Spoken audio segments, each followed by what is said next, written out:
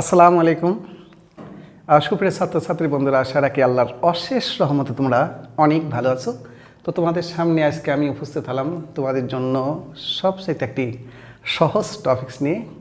আমরা ফান করে স্টুডেন্টের সাথে বলি, তোমরা কোনো টপিক্সে গ্রামার যদি 5-এর ভিতর 5 নাও পাও, তো কোশ্চেন নাম্বার 3 এখানে সবাই তোমরা 5-এর মধ্যে 5-এ পাও। যার ফলে আমরা অনেক সময় স্টুডেন্টকে বলি, আসলে স্টুডেন্টের যে বন্ধু তার নাম কোশ্চেন নাম্বার 3, যাকে আমরা বলি special uses of some phrase and words, অর্থাৎ স্পেশালভাবে কিছু শব্দের এবং শব্দগুচ্ছের যে ব্যবহার থাকে কোশ্চেন নাম্বার 3-তে, সেই সম্পর্কেই তোমাদের সাথে আজকে আমি কিছু সময় থাকব। তো বন্ধুরা, শেষ পর্যন্ত আমাদের সাথে থাকবে। তো চলে যাই দেখি আমাদের এনসিটিবি কর্তৃক তোমাদের জন্য নির্ধারিত যে ফ্রেজগুলো সেট করা হয়েছে, তার সাথে যে ওয়ার্ডগুলো সেট করা হয়েছে, সেইগুলো আমরা ফার্স্টে দেখব। তো তোমাদের জন্য ফার্স্টে যেটা ওয়াজ বন, তারপরে হ্যাভ টু, তারপরে would rather, next one had better, next let alone, তারপরে what if, next as if, তারপরে অ্যাজ সুন অ্যাজ, তারপরে হোয়াট ইজ ইট লাইক অথবা হোয়াটস লাইক, তারপরে হোয়াট ডাজ লুক লাইক, এবং 2টি শব্দ আমরা যেগুলো আগে বলেছি সবগুলোই ফ্রেজ, আর শব্দ 2টি, একটি দেয়ার এবং পরেরটা ইট। তো বন্ধুরা, এই 12টি লাস্ট ওয়ান 12। তো এই 12টার মধ্যেই কি আমাদের পরীক্ষায় আসে একটা কোশ্চেন। তো আমরা অধিকাংশ ক্ষেত্রেই দেখেছি 12টার মধ্যে থেকেই সাধারণত চলে আসে, এর বাইরেও কিছু আছে। তো বন্ধুরা, আজকে আমরা দেখব এগুলো তো বটেই, এর সাথে বাইরে যেগুলো আছে সেগুলো। তো বন্ধুরা, চলে যাই ফার্স্ট ওয়ান, ওয়াজ বর্ন। তো আসলে ওয়াজ বর্ন বলতে যে শুধু ওয়াজ বর্নই হবে এমনটি কিন্তু নয়, আসলে আমরা বলতে পারি বি বর্ন। তার মানে am, is, are, was, were, এই 5টি শব্দের পরে বন থাকবে। তো একে কেন বলা হয় special uses of some word and phrase? একটা প্রশ্ন জাগে।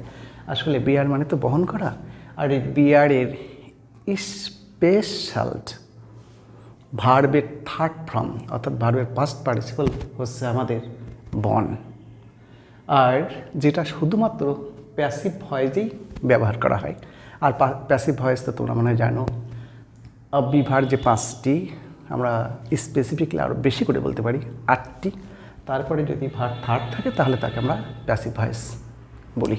তো আরেকটি বৈশিষ্ট্য, তো আমরা জানি অধিকাংশ প্যাসিভ ভয়েসের ক্ষেত্রে ভার্বের থার্ড ফর্মের পর প্রিপোজিশন বাই বসে, কিন্তু এই ক্ষেত্রে বাই বসবে না। তাহলে জানা হয়ে গেল ওয়াজ ওয়ান কেন স্পেশাল ওয়ান। তো এর বাংলা অর্থ কী হবে? সাধারণ অর্থে আমরা অধিকাংশ ক্ষেত্রে ব্যবহার করি বা তোমাদের পরীক্ষার জন্য যেটা আসে, ওয়াজ বনের অর্থ হচ্ছে জন্মগ্রহণ করা, অর্থাৎ মাতৃগর্ভের থেকে যদি কেউ ভূমিষ্ঠ হয়ে পৃথিবীতে আসে, তাহলে এই অর্থে যেটা ব্যবহার করা হয় তার নাম ওয়াজ বন। তোমাদের পরীক্ষার জন্য এইটাই। তো তার বাদেও কি আসে? হ্যাঁ, তার বাদেও যেটা আসে আমরা একটু পরে বলবো। তোমরা যারা পরীক্ষার জন্য পড়বে, তোমাদের কি করতে হবে? ফার্স্ট স্ট্রাকচারের দিকে একটু খেয়াল রাখতে হবে। স্ট্রাকচার কি? সাবজেক্টের পরে বিবন, তারপরে অ্যাডভার্বিয়াল টপ, টাইম এবং প্লেস। তার মানে আমি বোঝাতে চাচ্ছি, যদি থাকে সাবজেক্ট, তারপরে যদি থাকে শূন্যস্থান। আসলে তোমাদেরকে আবার বলি, এই যে special uses of some phrase and words, এগুলো কিন্তু বক্সের মধ্যে থাকবে। এই বক্সের মধ্যে থেকে আমাদের নিয়ে আসতে হবে। তো সাবজেক্টের পরে যদি শূন্যস্থান থাকে, তারপরে যদি অ্যাডভার্বিয়ালটা টাইম এবং প্লেস থাকে, তাহলে আমরা ধরেই নেব এই 2টার মাঝে বসবে আমাদের বি বন বা ওয়াজ বন।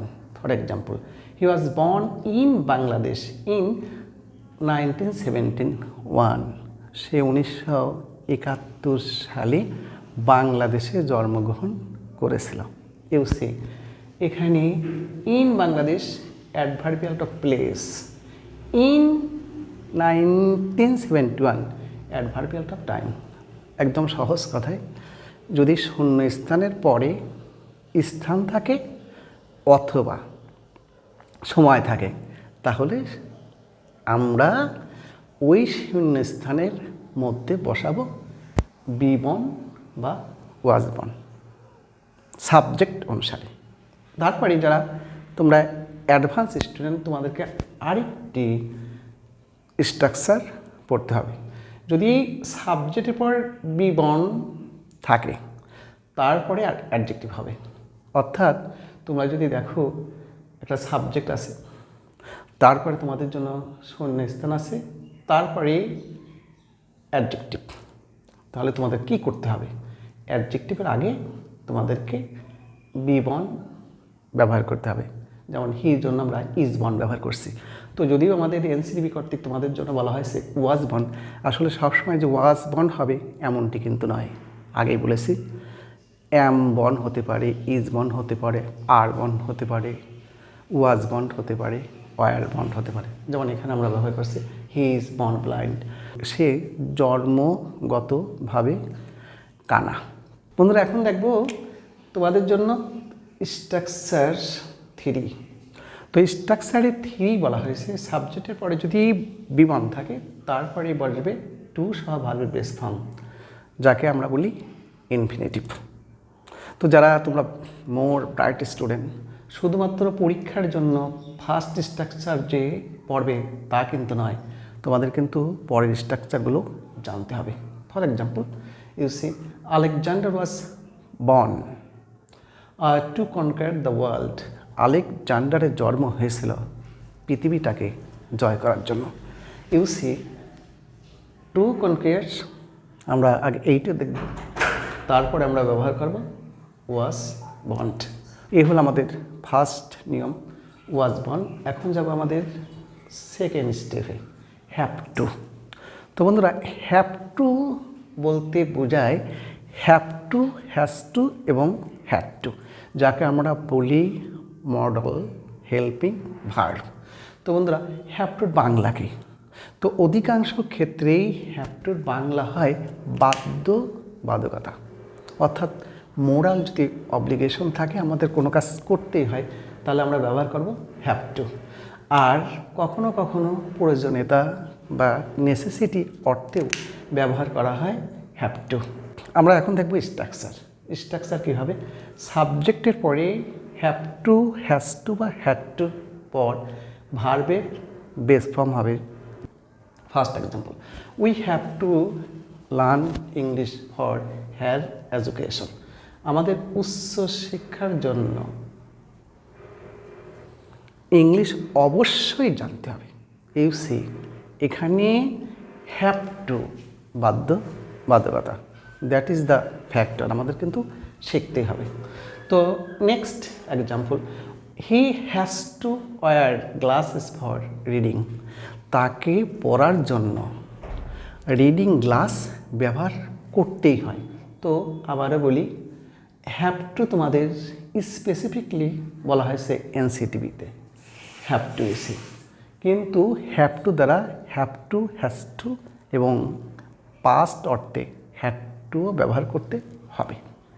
তো যাই চলো এখন দেখি আমাদের আরেকটি নিয়মে উড রেদার্স। তো উড রেদারের বাংলা অর্থ বরং ভালো। এই ক্ষেত্রে দুইটি অপশনের মধ্যে অধিক ভালোটি তোমাদেরকে বেছে নিতে হবে। তার আগে আমাদের স্ট্রাকচার জানতে হবে। তো সাবজেক্টের পরে উড রেদার ব্যবহার করার পর ভার্বের বেস ফর্ম আসবে।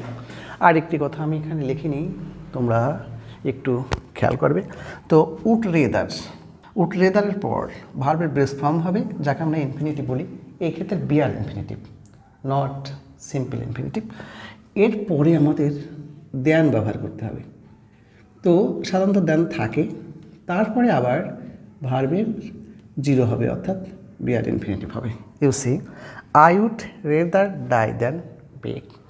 আমি মারা যাব তবু ভিক্ষা করিব না। আমি সারা জীবন ইভার ব্যাচেলার থাকব, তবু তোমার মতন মেয়েকে নিকা করিব না।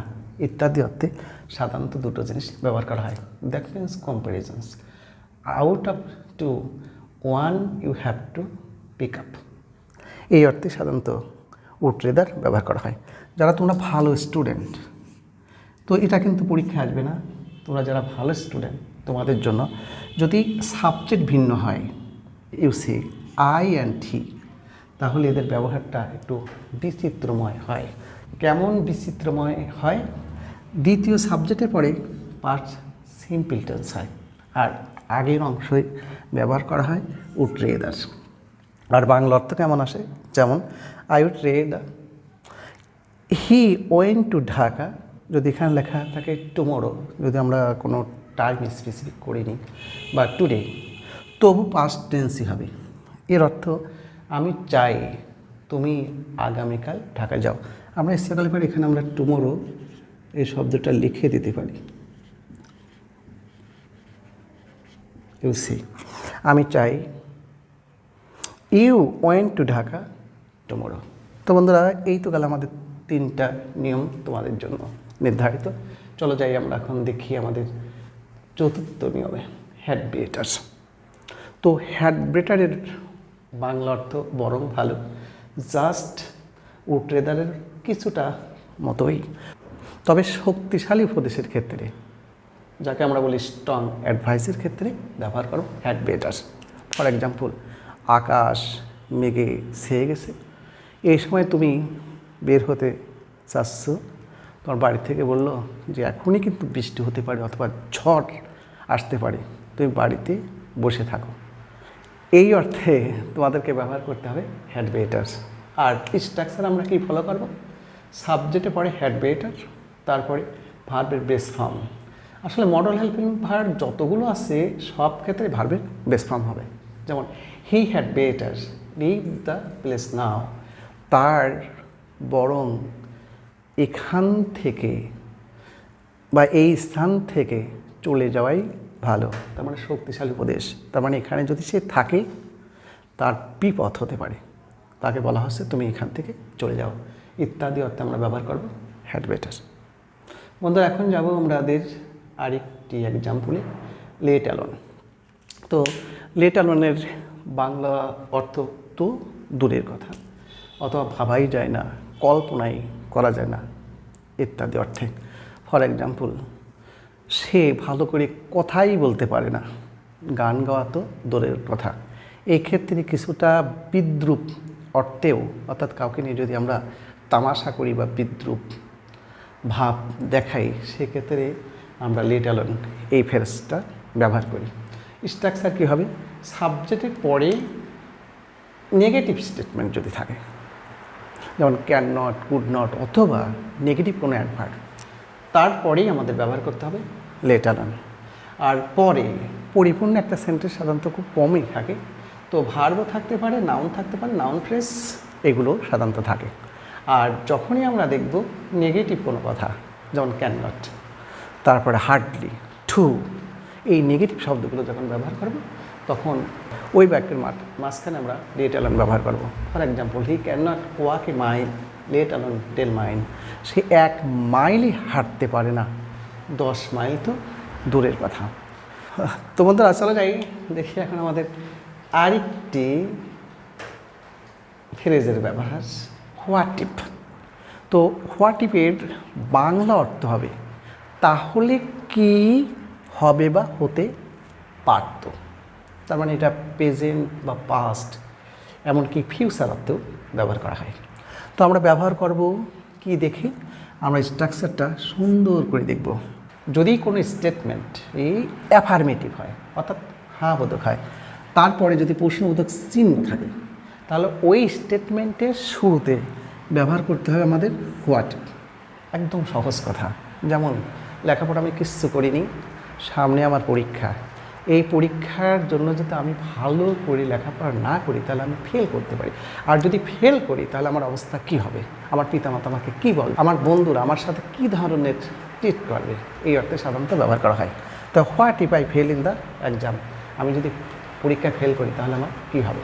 আবার একটি ভয়াবহ পরিণতি থেকে যদি কেউ বেঁচে যায় তাহলে কিন্তু হোয়াট ইফ ব্যবহার করা হয়। ফর এক্সাম্পল, আমি বাসের একটা টিকিট কেটেছি ঢাকা যাওয়ার জন্য, কিন্তু সৌভাগ্যক্রমে আমার যাওয়া হলো না, আমি ক্যান্সেল করলাম। পরে দেখলাম ওই বাসটি যমুনা ব্রিজ থেকে যমুনা নদীর মধ্যে পড়ে গেছে। আমি যদি ওই বাসের যাত্রী হতাম তাহলে কিন্তু মৃত্যু আমার অবধারিত ছিল। এই মৃত্যুর হাত থেকে যেহেতু আমি বেঁচে গেছি, এই অর্থে ব্যবহার করা হয় হোয়াট ইফ। তো বন্ধুরা, এখন যাব আমরা আরেকটি ফ্রেজে, অ্যাজ সুন অ্যাজ। তো অ্যাজ সুন অ্যাজের অর্থ হচ্ছে শীঘ্রই বা কোনো কাজ করা মাত্রই। তার মানে দুইটি কাজ যদি একই সাথে ঘটে তাহলে যে কাজটি আগে ঘটে, যে কাজটি আগে ঘটে সেই কাজটির শুরুতে অ্যাজ সুন অ্যাজ ব্যবহার করা হয়। আর অধিকাংশ ক্ষেত্রেই অ্যাজ সুন অ্যাজের আগের অংশটি পাস্ট সিম্পল হয় এবং পরের অংশটি হয় পাস্ট সিম্পল। তবে আগের অংশটা যদি প্রেজেন্ট হয় কয়েকটা ফিউচারও হতে পারে। For example, as soon as I saw her, যখনই আমি তাকে দেখলাম। হি ওয়েন্ট অ্যাওয়ে, সে দৌড়ে পালিল। দুইটি ঘটনা, একটি দেখা আর একটা চলে যাওয়া। এই ক্ষেত্রে আগে কোন কাজটি হয়েছে?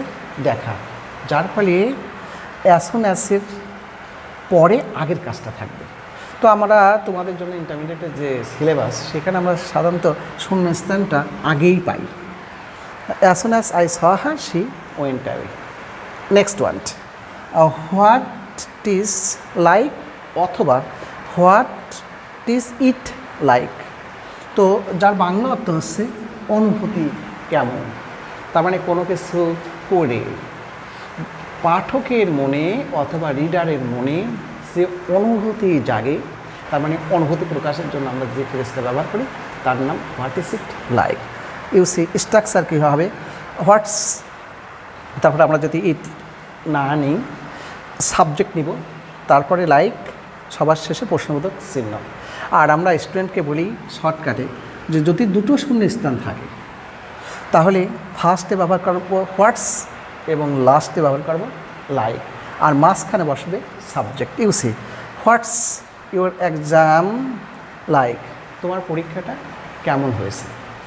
তো যদি তোমাদের সিলেবাসে হোয়াট ইজ ইট লাইক নেই, কিন্তু অধিকাংশ পরীক্ষায় আমরা হোয়াট ইজ ইট লাইকই পাই। তো হোয়াট ইজ লাইক থাকলে পরে সাবজেক্ট না বসে ভার বসে, আর এই ভার্বের সাথে অবশ্যই আইএনজি যোগ থাকবে। তার মানে সাবজেক্ট যদি না থাকে, ভার্বের সাথে যদি আইএনজি যোগ থাকে, তার আগে আমরা বসাবো হোয়াট ইজ ইট লাইক। বন্ধুরা, চলো দেখি আরও কয়েকটি নিয়মের ব্যবহার। As if, as though. তো তোমাদের এনসিটিভি কর্তৃক যেটা প্রদত্ত হয়েছে তার নাম অ্যাসিফ। তো আমরা জানি অ্যাসিফ এবং অ্যাজ দো একই অর্থে ব্যবহার করা হয়, আর এটার অর্থ হচ্ছে যেন। তো অ্যাসিফ আর অ্যাজ দো আনরিয়েল সিচুয়েশনেই ব্যবহার করা হয়, আর তোমাদের জন্য আসলে আনরিয়েল সিচুয়েশনেই মূলত এই ফ্রেজটির ব্যবহারটা আসে।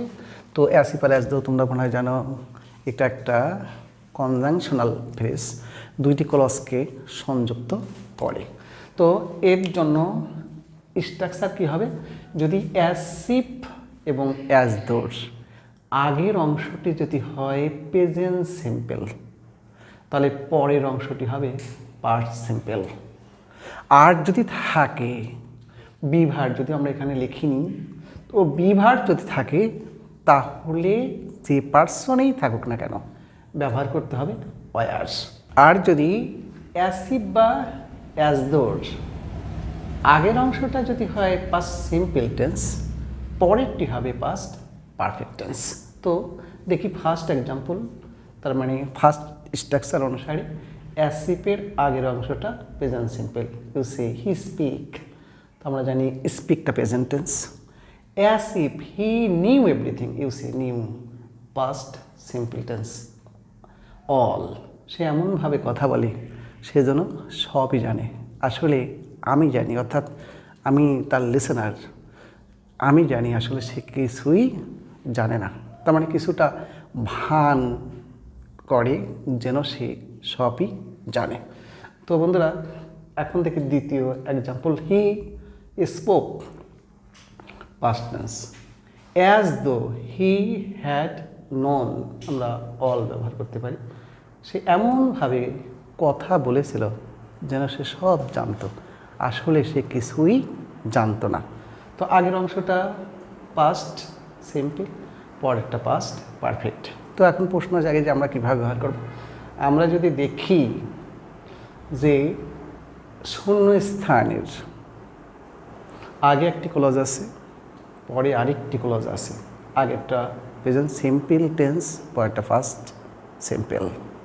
আর প্রিভার্বের ক্ষেত্রে যদি ওয়ার থাকে তাহলে বসাবো আমরা অ্যাসি প্যাস দো। ঠিক একই রকম আগের অংশটা যদি পাস্ট সিম্পল হয়, পরেরটা যদি পাস্ট পারফেক্ট থাকে তাহলে আমরা ব্যবহার করব অ্যাসিড বা অ্যাস দো। ইউসি অ্যাসিড বা অ্যাস দো। বন্ধুরা চলে যাই দেখি এখন আমাদের আরেকটি নিয়ম, আরেকটি ফ্রেজের ব্যবহার। হোয়াট ডাজ লুক লাইক, দেখতে কেমন, অর্থাৎ বাহ্যিক চেহারার বর্ণনা দিতে আমরা যে ফ্রেজটি ব্যবহার করি তার নাম what does dot dot look like.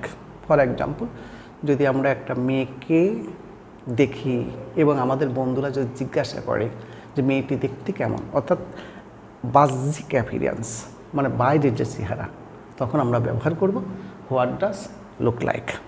হয়তো উত্তরে আমরা বলবো she looks very beautiful, romantic, অথবা হতে পারে হার্ট টাচিং। এই ক্ষেত্রে আমরা সাধারণত ব্যবহার করি what does look like. Structure কী হবে? তো স্ট্রাকচার হবে হোয়াট ডাজ বাক্যের শুরুতে, তারপরে বলবে সাবজেক্ট, আর পরের অংশে বসবে লুক লাইক। তার মানে সহজ ভাষায় বলা যায় সাবজেক্টের আগে যদি শূন্যস্থান থাকে এবং পরে যদি শূন্যস্থান থাকে তাহলে আমরা ব্যবহার করব what does subject plus look like. যেমন what does the girl look like, মেয়েটি দেখতে কেমন।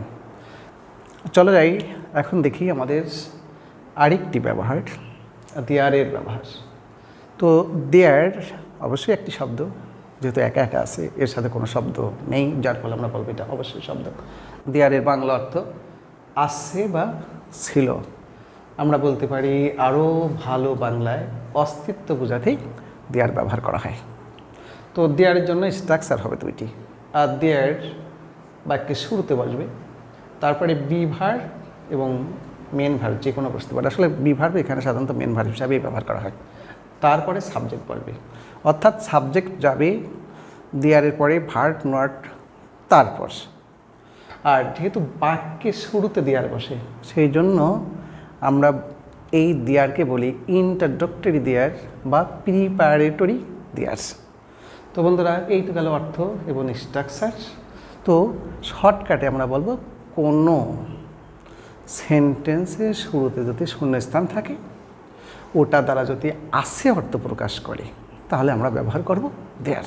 যেমন there is a garden in our college, আমাদের কলেজে একটি বাগান আছে। নেক্সট আমরা আর একটি example, there exist God everywhere, সৃষ্টিকর্তা সব জায়গায় বিরাজমান দেয়ার।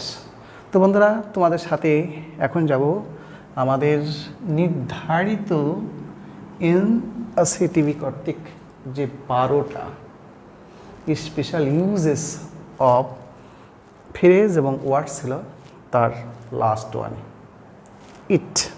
তো ইট দ্বারা সাধারণত ইহা বোঝায়। তো ইট অধিকাংশ ক্ষেত্রেই আমরা ব্যবহার করি ওয়েদার বোঝালে বা আবহাওয়া, ডিস্টেন্স বা দূরত্ব বোঝালে এবং টাইম বোঝালে বা সময়। তো বন্ধুরা এর জন্য আমরা স্ট্রাকচার কী ব্যবহার করব? ইট, এটাও বাক্যে শুরুতে বলবে, যার ফলে দেয়ারের মতো এরও নাম ইন্ট্রোডাক্টরি ইট। তারপরে বি ভার্ব অথবা মেন ভার্ব, আসলে বি ভার্বও মেন ভার্ব হিসাবে কাজ করবে। তো বি ভার্ব, তারপরে মেন ভার্ব থাকবে, তারপরে এক্সটেনশন। তো বন্ধুরা first example, it is a long distance from Dhaka to Pabna, Dhaka থেকে পাবনার দূরত্ব অনেক। ইউসি এখানে দূরত্ব বোঝাচ্ছে distance. Next one, it happened long years ago, অনেক বছর আগেও এটা ঘটে গিয়েছিলাম। আসলে এটা কিন্তু ওয়েদার, ডিস্টেন্স এবং টাইমিং এটা দ্বারা, দ্বিতীয় এক্সাম্পল দ্বারা আমাদেরকে টাইম নির্দেশ করেছে। তো বন্ধুরা, এখন যাব আসলে কিছু ফ্রেজ এবং ওয়ার্ড যেগুলো আমাদের এনসিটিভি কর্তৃক প্রদত্ত 12টার বাইরে থেকেও আসে, সে সম্পর্কে কিছু কথা বলবো। যেমন ইউজ টু, তো ইউজ টু পরীক্ষায় বারবার আসে। তো ইউজ টু এর বাংলা অর্থ আছে অতীতের অভ্যাস, অর্থাৎ অতীতে একটি অভ্যাস ছিল, এখন আর নেই, এই অর্থেই ইউজ টু ব্যবহার করা হয়। আর স্ট্রাকচার কী হবে? সাবজেক্ট ইউজ টু, ভার্বের বেস ফর্ম ইউসি বেস ফর্ম প্লাস এক্সটেনশন। যেমন he use to swim in the river. তো এটাও মডেল হেল্পিং ভার্ব, তোমরা যারা অ্যাডভান্স স্টুডেন্ট তারা মনে হয় জানোই, যার ফলে ভার্বের বেস ফর্ম হবে। আর সাবজেক্টের পরে যদি ভার্বের বেস ফর্ম তোমরা পেয়ে যাও আর অভ্যাস বোঝালে পরে ইউজ টু তোমরা ব্যবহার করবে। বন্ধুরা, এখন দেখবো আমরা আরেকটি ওয়ার্ডের ব্যবহার, লেস্ট। লেস্টের অর্থ আছে পিছিয়ে ভয় হয়। ইউসি, পিছিয়ে ভয় হয়, হতে পারে নতুবা, হতে পারে যাতে না। তো স্ট্রাকচার কী হবে? সাবজেক্টের পরে ভার্ব, এই ভার্বটি যে টেন্সেই হোক না কেন ফ্যাক্টর নাই। তারপরে লিস্ট হবে, লিস্টের পরে সাবজেক্ট থাকবে, সাবজেক্টের পরে শুট এবং আরেকটি শব্দ আমি লিখিনি, সেটা মাইট। তো মাইটের ব্যবহার নেই বললেই চলে। শুটের পর বা মাইটের পর ভার্বের বেস ফর্ম হবে। আর শুট একটা নেগেটিভ শব্দ, যার ফলে কোনো অবস্থাতে কোনো ক্রমেই নট ব্যবহার করা যাবে না। তার মানে লিস্টের পরে সাবজেক্টের পর আমরা দেখব শুড এবং মাইট আছে কিনা। যদি মাইট এবং শুড থাকে তাহলে শূন্যস্থানে আমরা বসাবো lest. For example, hurry up, lest, you should miss the train, you see, should, least.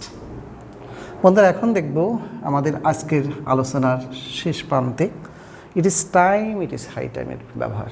এর অর্থ এখনই সময় অথবা এখনই উপযুক্ত সময়। তার মানে কিছু সময় পার হয়ে গেছে, এখনই যদি আমরা কাজটি না করি কিছুটা বিপদ হতে পারে। ফর এক্সাম্পল, আমি একজন ছাত্র, সারা বছর পড়িনি, সামনে আমার পরীক্ষা। এখন যদি পরীক্ষায় আমি ভালো করতেই চাই, আমাকে পড়তেই হবে। এই অর্থে it is time, it is high time ব্যবহার করা হয়। এর স্ট্রাকচার কী হবে? ইট ইজ টাইম এবং ইট ইজ হাই টাইমের পর যদি সাবজেক্ট থাকে, সাবজেক্টের পরে পাস্ট সিম্পল টেন্স হবে। For example, it is high time we went to college. এর মানে অনেক দিন আমাদের কলেজে যাওয়া হয়নি, এখন আমাদের কলেজে যেতেই হবে, নতুন আমাদের রেজাল্ট খারাপ হবে। You see went. যদি আমরা পাস্ট টেন্স যদি দেখি তাহলে ওই বাক্যের শুরুতে it is time, it is high time আমরা বসাবো। তো খেয়াল যেন থাকে ইট ইজ টাইম এবং ইট ইজ হাই টাইমের পরে যেন সাবজেক্ট থাকে, কারণ সাবজেক্টের পরেই পাস্ট সিম্পল থাকে। আর সাবজেক্ট যদি না থাকে, অনেক সময় নাও থাকতে পারে, এক্ষেত্রে কী করতে হবে? আমাদের খেয়াল রাখতে হবে টু সহ ভার্বের বেস ফর্ম আছে কিনা, অর্থাৎ সিম্পল ইনফিনিটিভ আছে কিনা। যদি সিম্পল ইনফিনিটিভ থাকে তাহলে তার আগে ইট ইজ টাইম বা ইট ইজ হাই টাইম আমরা ব্যবহার করতে পারি। তো বন্ধুরা, আসলে একটা লেকচারে সম্পূর্ণ কোশ্চেন নাম্বার 3 জন্য যেসব শব্দ বা শব্দগুচ্ছের দরকার হয় নিয়ে আসা অনেকটাই কষ্টকর। তারপরেও আমরা অধিকাংশ গুরুত্বপূর্ণ শব্দ এবং শব্দগুচ্ছকে আজকের লেকচারে তোমাদের জন্য শেষ করার চেষ্টা করেছি। আমার মনে হয় ইনশাল্লাহ তোমরা পারবে। তো বন্ধুরা, আমি আজকে যে ফ্রেজগুলো পড়ালাম, যে শব্দগুলো পড়ালাম তার সাথে রিলেটেড, যেমন অ্যাজ সুন অ্যাজ, তার সাথে রিলেটেড থাকে নো সোনার হ্যাড ডটার দেন, এইরকম এদের সাথে রিলেটেড যে মডেল হেল্পিং ভার্বগুলো আছে সেগুলো তোমাদেরকে পড়তে হবে। তো বন্ধুরা, আজকের এই ভিডিওটি যদি তোমাদের ভালো লাগে অবশ্যই তোমরা লাইক, কমেন্ট এবং শেয়ার করবে, এবং পরবর্তী পর্যায়ের ভিডিওটি পড়ার জন্য অবশ্যই তোমরা সাবস্ক্রাইবার হয়ে আমাদের সাথে থাকবে। তো বন্ধুরা, নতুন কোনো ভিডিওর সাথে তোমাদের এবং আমার আবার দেখা হবে। টিল দেন, আল্লাহ হাফেজ।